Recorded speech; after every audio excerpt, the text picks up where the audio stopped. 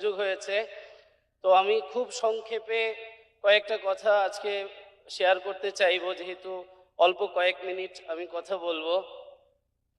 যে সকাল থেকে যতখানি আমি জেনেছি, বিজনেসের বিভিন্ন বিষয় নিয়ে, বিভিন্ন অংশ নিয়ে কথা হচ্ছে, আপনারা শিখছেন, জানছেন, এবং আপনি অ্যাজ অ্যান এন্টারপ্রেনিয়র, উদ্যোক্তা হিসেবে অবশ্যই অনেক ভালো করছেন এই বিশ্বাস করি। তো কিভাবে সাকসেসফুল হওয়া যায়, বিজনেসের কোন অংশ, কোন স্ট্র্যাটেজি প্যাটার্ন, কিভাবে অ্যাকশন নিলে তাড়াতাড়ি রেজাল্ট আসে, সেই বিষয়ে আজকে কথা বলার সুযোগটা হচ্ছে না।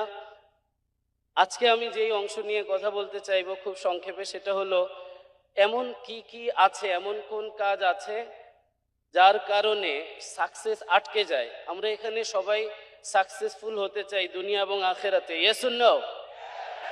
আমরা একটু জানবো কোন অংশগুলো আমাদেরকে সাকসেসের পথে বাধা দেয়, যেগুলোর কারণে আমরা সাকসেসফুল হতে পারি না। আমরা ট্রেনিংয়ে বলি যে পেইন অ্যান্ড প্লেজার, যে মানুষকে প্রথম পেইন থেকে বের করতে হয়, তারপরে প্লেজারের দিকে নিতে হয়।